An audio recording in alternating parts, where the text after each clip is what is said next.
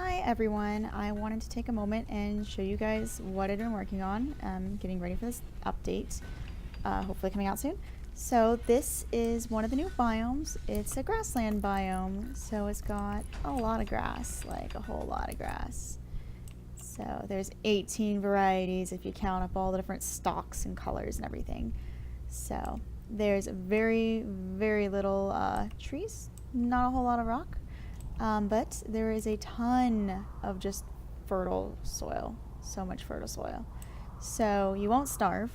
You may not be able to build a whole lot of things, and you might, burn down or have nothing to defend yourself from a raid, but you won't starve at least. So, congratulations, you're welcome.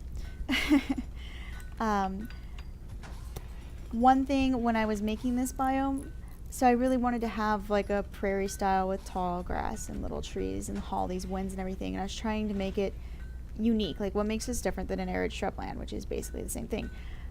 So this, a lot more rain than the arid shrubland. Way more food. Like arid shrubland, you're kind of worrying more about food. This one, you never have to really worry about that. So it's almost like an easier version of it. They actually have seasons in this one.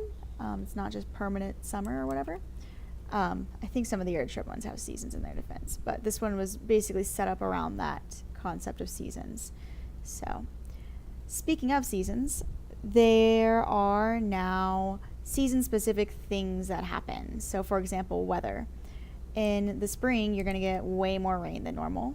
In the summer, in this biome, you might get a drought, which will affect all your plants. They'll slowly turn brown, and then they'll start to die off. Anything in a growing zone is automatically safe from this, so don't freak out too much. It's more to keep the environment. I want the environment to always be alive and changing and shifting around you. And even if it's just in a cosmetic way, not a way that really adds to the gameplay, I feel like that just adds a whole lot to the game, and that's what I want. So droughts will happen.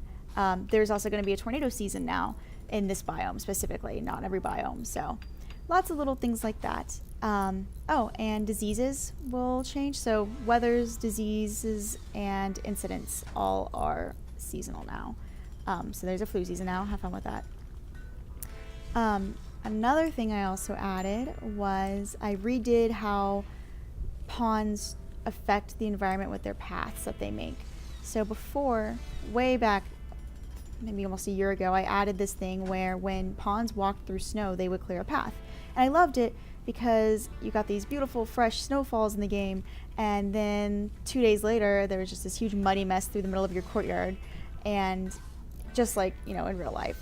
And I loved that ponds and the environment were both affecting each other. Like ponds would go outside and get cold and freeze and die, and the snow got messed up because forget you, snow. So I wanted to do the same thing with plants. My initial process was I had ponds do this like little tiny bit of damage to every plant that they touched, and it turns out that plants in this game are super fragile.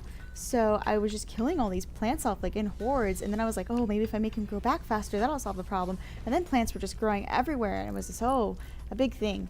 So new plan, instead of affecting plants at all, they slowly make the ground more packed. So if you look at my readouts on the screen, you can see the top line has how packed on it. Right now it's 33.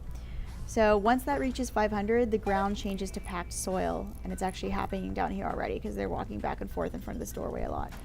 And you can see it slowly starting to happen as he goes down to get more rocks too, or chunks rather.